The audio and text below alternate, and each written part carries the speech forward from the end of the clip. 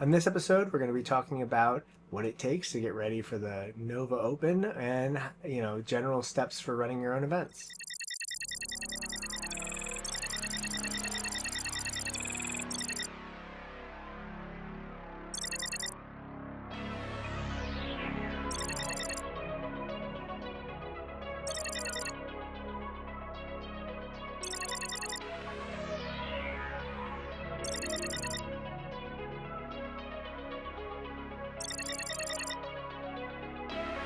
Hey there, scabby scummers and gangers. Crimson Oracle here with another episode of Dome Runners TV. It has been a while. Obviously, I've been just busy with a lot of stuff, and I've been in a situation, and I've mentioned it before, but I, keep bringing it up because it is the reality. I often have to choose between hobby, like making stuff, running events, games, that kind of stuff, and making these videos. And ultimately, the thing that fills my cup is making stuff. And so I tend to, lean towards those things, making models, making painting, 3D printing, all of that work winds up getting prioritized over the video production, because ultimately the video production is a way for me to share this stuff. It's a way for me to express myself, but it's not necessarily the same level of fulfillment that I get out of working with models and actually making stuff and putting events on for people. So I have been derelict in my duties here in maintaining this channel, and I'm going to try to fix that. And part of what was going on is that my workflow was not great for what I was doing. I switched from using the Adobe suite to using a bunch of new software. There's been a barrier to entry there because it takes time and effort to learn new software.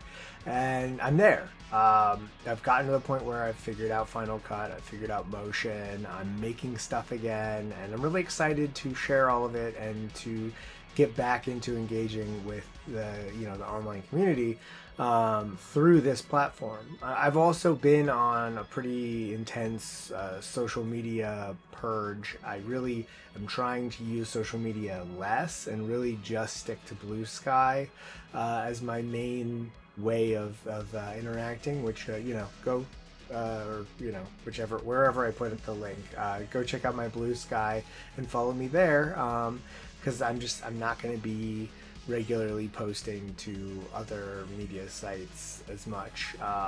Really just YouTube and Blue Sky, because I have to limit how much I'm using these things, or it will stress me out, and eventually I'll just it'll kill my output. And that's that's something that I think a lot of people are kind of contending with right now, this dual nature of the world of social media being unfulfilling, structured in a way that's designed to kind of keep you there and not give you exactly what you want. The fact that I make something and only a small fraction of the people that follow me see it drives me crazy, and it's very frustrating that things work the way they do. So I've been trying to eliminate more of that from my life and focus more on real world stuff and experiencing life in the real world, and I think it's more fulfilling, and I think that I get a lot out of it. So it's good that I'm doing that, but I do also want to I want to have this platform, and I want to grow it, and I want to reach more people, and the way we do that is obviously through making videos and making content on YouTube.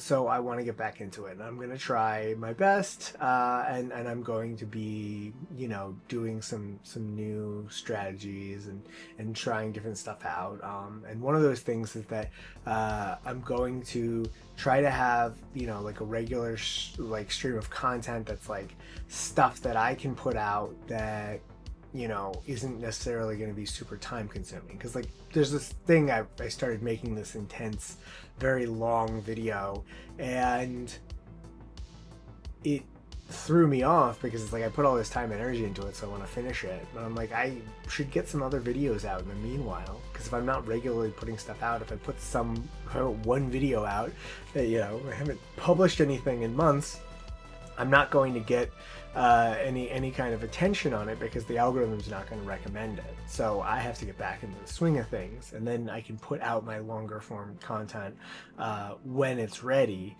and you know, just kind of work on it in the background. And I'm capable of doing this, and I'm you know, it's just a learning process, and I'm, you know, I've been getting new, like I said, new software. I've been getting some new hardware.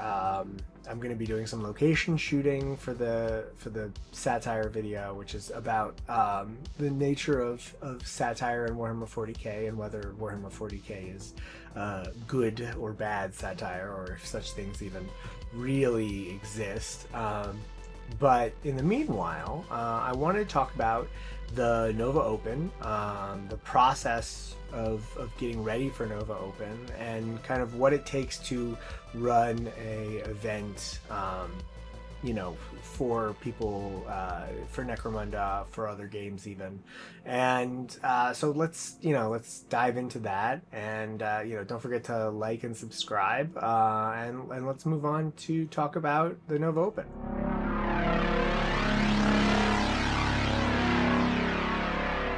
Okay, so running an event is not as hard or intimidating as it sounds. The simplest thing that you need is a venue.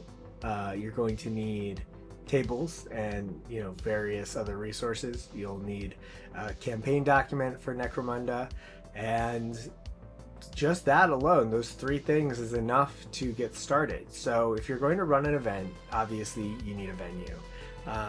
Local game stores are a great place to go for that kind of thing, because they often will be able to even potentially provide prize support, although don't necessarily assume that they have the budget for that. You know, you should talk to them and have a dialogue with them about it. But it's the kind of thing that they benefit from having bodies in the store, people playing in the store, so they try to encourage it. So, you know, throwing a single box of minis, you know, that the store paid, you know, half of what the retail cost is to get, or 60% of the retail cost, or whatever the trade partner share is these days. That allows them, you know, to incentivize people to come out. And, you know, hopefully some of those people spend money, and it makes them more likely to come to the store later, spend their money there. You know, maybe you get a regular thing going. That's awesome. So if you can establish a relationship with a game store or another site like that, it's really great for running events. Additionally, you know, you have other options. Like there's a board game bar in my local scene that I've run games at before. I haven't actually run an event there, but it was a really fun place to run things, and they're relocating right now, and I'm really excited to hopefully get a chance to, you know, do some stuff at their new location. But it's the kind of thing where if you put the time in to make those relationships, then, you know, you could potentially have kind of a recurring thing going on. And it's not, you know, it's the kind of thing where the people that run those stores, you know, they're used to people coming up to them and asking, hey, you know, I'd be interested in running this at this store. When's a good time? When are you available? Like, that's part of what running a game store is. So it's definitely something that, you know, you shouldn't feel intimidated going in and talk to them about, because they have, you know, they have heard that 1,000 times, and they're used to it, and they know how to respond to it. Now, it's not always, you're not always going to love every venue, and you know, you might need to change venues, and you know, you could potentially find you know, rather than a game store or another place like that, you could talk to people running a event about putting on a particular game system at that event. So, you know, going to Nova, you know, I got recruited to run the Necromunda event when the previous person was not going to be available and stepped down from running it. And the result was that, you know, I kind of took over, and then I've kind of just been in charge ever since. But you could potentially broach that with an event, like if you know there's a GT or something in your area, you could say like, hey, you know, have you guys considered adding like a narrative gaming component? You know, narrative 40K is popular, I'm sure. And you know, if you know somewhere that's already running narrative 40K events, then like definitely they're primed and ready to expand to doing Necro or, you know, other game systems, Fallout, that kind of stuff. Now there are of course logistics to that. You'll need to figure out stuff like prize support and you know, whatever your system uses, whatever the event is going to be doing for awards, you know, whether it's like trophies or certificates or whatever, you'll have to figure out that with them. There might be some outlay of cash that you need to put into running an event. So obviously it depends on who you're dealing with, but the thing that you're going to need, of course, once you have a venue is, of course, the materials for playing. So you need either mats or boards or, you know, tiles. You need, you know, terrain. You want stuff like loot crates for objectives, stuff like that. Potentially terminals for missions that involve some kind of interaction with, you know, on table stuff.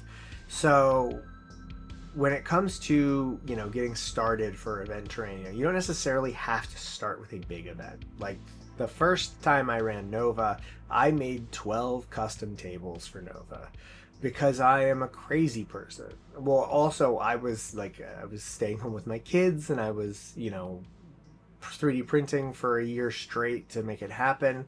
But it's not necessary to start with something that big and involved. Like you can start with 2 tables and 4 players. You can start with 6 tables and 12 players and be perfectly fine. And most events aren't going to get that many people the first time out anyway. Now there are of course a lot of different options for how to build a table. You know, you've got the most expensive route, which is like you get all the GW tiles and then you build all the GW terrain on top of it. And if you are the kind of person who obsessively bulk buys Warhammer terrain, maybe you're set up for that already. But for the vast majority of people, that's going to price them out, because setting up one table that way is going to cost you potentially $1,000, let alone the fact that, you know, you probably want to do multiple tables. So what I would recommend is a mixture of doing some, you know, innovative home crafting and doing MDF. So you can use homemade stuff made from like foam and card and you know, glue and making it yourself. Like I have many videos on doing scratch built terrain, and I've used that scratch built terrain for Nova events before because it's solid terrain and it's good for ash waste stuff. But if you want to do it quickly and cheaply, your best bet is probably MDF. It's going to be cheaper than going with plastic for your terrain. It's going to build relatively quickly, and it's pretty easy to paint. And then you just need some mats. You can definitely be running a few events for, you know, you could be running a few tables for, I'd say, under $1,000. You could probably do 4 tables for under $1,000 if you're buying the right sets. Just as an example, the Deadbolt's Derelict set would set you back about $200, and that's enough for a board. So if you were to do 4 of those, that would be about $800, and then you spend the rest on some mats to play on, and you're good to go. The biggest input here, of course, is going to be your time, because you are going to definitely need to spend a lot of time building and getting the stuff ready to go. But once you do, then you've got that set of terrain for whenever you want to run events in the future. So it is the kind of investment that does pay off in the long run. One of the things I really love about my terrain is that I can just pull several boxes, and they're relatively small and compact, and I can go set up, and I can be running 3 tables out of some simple sets that I already have. The Prometheum Forge set, the Gallo Dark terrain that I have from when I was buying Kill Team boxes, and the Deadbolt's Derelict walls together. That's 3 boards that fit into 3 relatively small boxes, and I can just carry those into a venue and set up 3 tables, drop of a hat, and be running something for 6 people. And 6 people is a pretty reasonable size start to a Necromunda campaign, and you can easily expand from there. I mean, obviously I have way more terrain than that. I ran a bunch of tables at Bazooka Games in Westminster, Maryland, at the end of May, and that was really fun, and it was it was a reminder that I really want to get to have a set of good to go 5 tables that I can just pull out and just drop into any event. So I want to add a couple more, so I think I might get some more of the Deadbolt's Derelict walls, and potentially another set of the Prometheum Forge terrain, because I really do like that stuff. Although it does seem that that Kevin is no longer directly selling it, and that instead he's selling the files for laser cutting it. I don't have a laser cutter, and so I had to look around online and find if someone's continuing to resell it. So not everything is always easy or simple or straightforward. And then the other thing, of course, after you've got your event venue and your terrain, you're going to need to set up your campaign. So for me, I've run campaigns in a bunch of different veins, and I think all of the different campaign formats can be adapted to an event style campaign pretty easily, but I really like keeping it relatively simple. One thing that we did at the Goonhammer Open event, which I helped with terrain support for and played in, was to try out a escalation format, which, if you're not familiar with how 40k escalation leagues work, you're going up by a set number of credits each round, and you can either be using advancements to fill up those credits, or you can be hiring people to fill up those credits. The whole point is that it's kind of flexible, but it ensures that everyone is kind of advancing together. You don't have that kind of feels bad, I got a goose egg round 1, and now I'm screwed going into round 2 or whatever. The only downside of that is that you lose some of the elements of the game where you've got you're not having medical escorts that are putting people out of action for the next round. Everybody is coming back in, and that's tweaking game mechanics. But if you're talking about a 3-game event or a 6-game event over 2 days, you're probably better off minimizing those effects. But it comes down to your personal preference, and that's something that I think a lot of this stuff will ultimately wind up having as an issue is you're going to have to choose how to deal with the choices that are involved in being the arbitrator. So it's not actually all that different from any regular arbitration stuff.